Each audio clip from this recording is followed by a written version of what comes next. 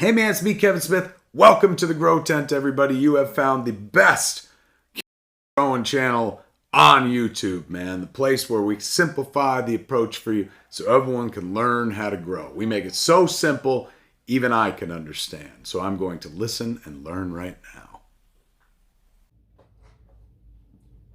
Woo! Woo! What's going on, everybody? Welcome back to that mother effing grow tent.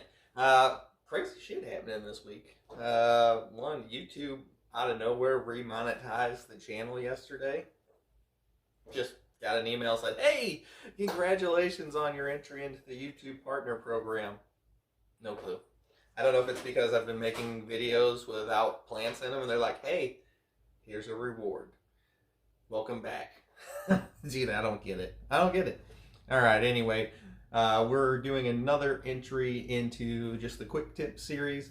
But first, everybody's favorite part is the intro. If you don't like this, just skip like 2 minutes forward and you'll go right by it. So first, like, comment, subscribe if you haven't done that already. You should do it.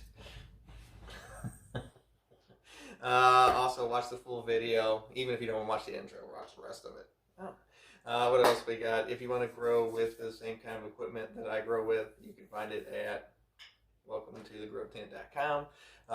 This video is being sponsored by Mars Hydro, and if you'd like a discount on buying some really awesome lights, you can find it in the video description below.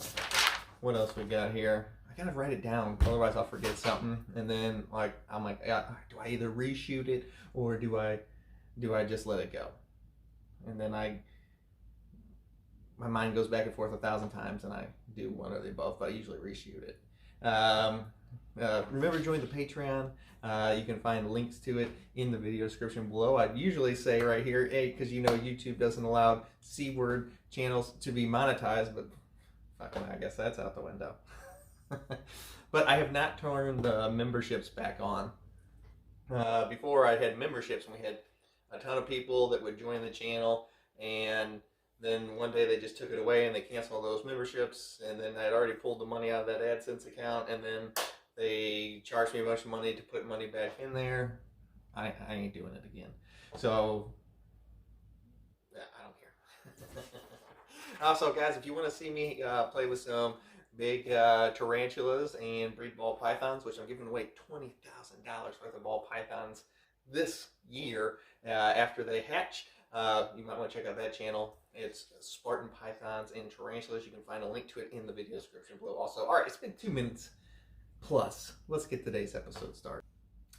All right, guys, we're back with quick tips with GT. So usually I do one of these videos if I start getting a bunch of questions on the same kind of subject, or if I think of a little tip that might help you guys out in your gardens. And today we're going to be talking about airflow in your tent. And I have another subject. I didn't write it down, but I'll hopefully remember it. But we're going to talk about airflow in your tents and what to do if your tent is ballooning out. The first thing to do is turn your inline fan around, because usually if your tent is bulging out, you have your inline fan turned the wrong direction.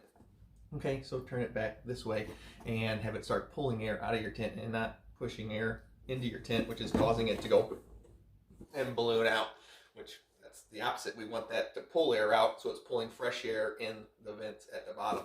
Which brings us to our next point, and that is the vents at the bottom of your tent.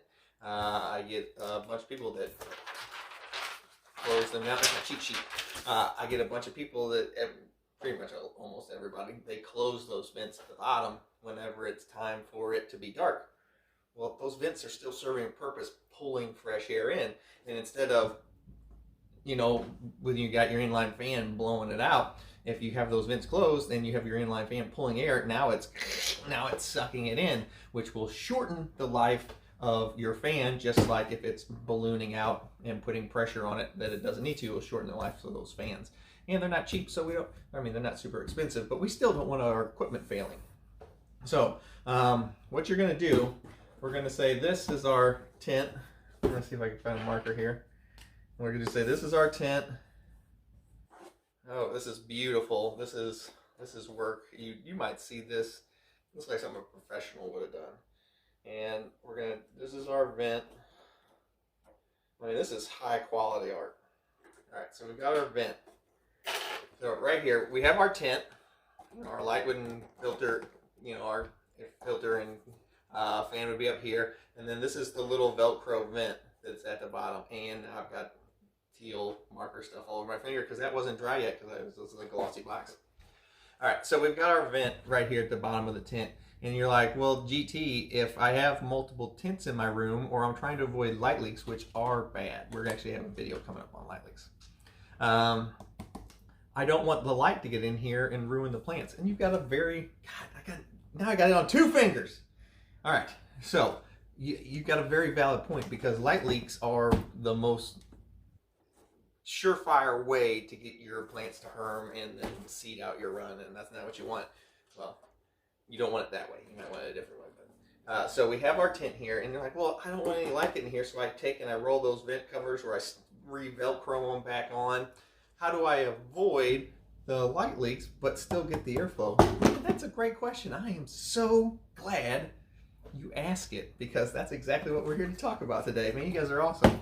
So the answer is, I get like I always leave these open. I open all of them at the bottom of the tent, and they're always open whenever the tent is running. If it's not running, I mean, who cares? Do whatever you want.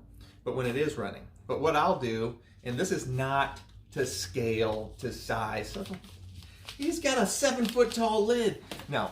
So what I will do is, I will get like a piece of cardboard or, this is way too big for scale. We'll do this.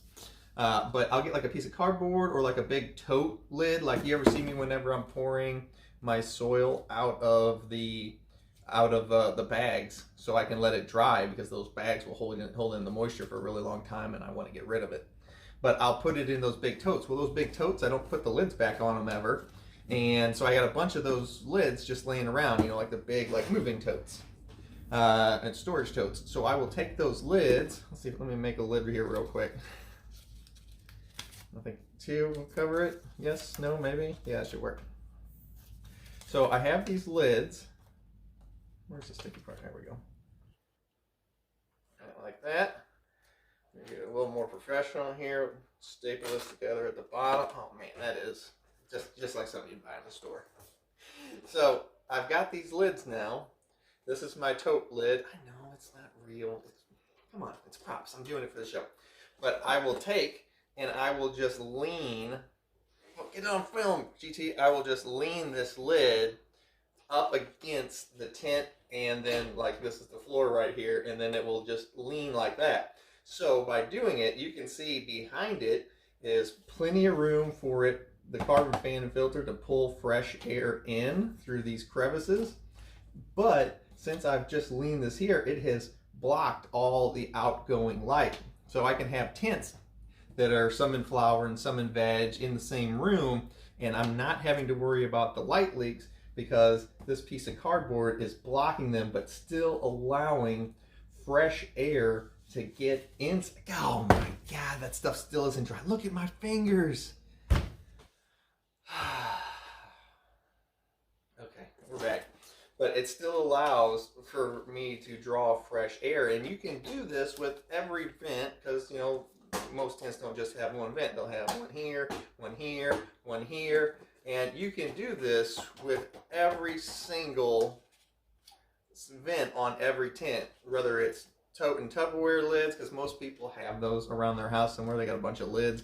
You can just use pieces of cardboard from like boxes that your lights or even your tents came in. There's a ton of cardboard, and you can just literally make these things for free. Don't go out and buy anything just to do it. Literally anything would work. You do want something with a little bit of structure. You don't want like paper because then it will get sucked to it. But like anything with any kind of thickness will work just fine. Like the lids for the Tupperware containers, as long as they're not the clear ones, you don't want that. But as long as it's got a little bit of rigidity to it, so it can stand up on its own, and you just kind of lean it on the floor, and then or sit on the floor and lean it against there, and it'll stay tight just like that. And cardboard, plastic, anything will work.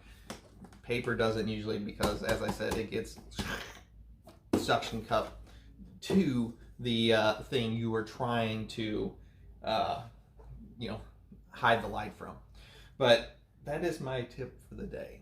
And you want those vents to be open, because airflow is the enemy of powdery mildew and making our equipment go out faster. There is nothing but good things that happen when you open all those vents at the bottom of your tent, and you can prevent the light leaks just by following that little tip right there. It'll cost you nothing, and your tent will thank you for it. So that's been quick tips today with GT. I want to thank everybody for hanging out with me. I hope everybody's having a fantastic week today. Today is what, Tuesday? I hope everybody has a fantastic rest of the week. We're heading towards Friday. It's almost here. I actually don't mind the weekdays, because I get to do this kind of stuff, which I love, and talk to all you guys. And thank you for hanging out with me. GT!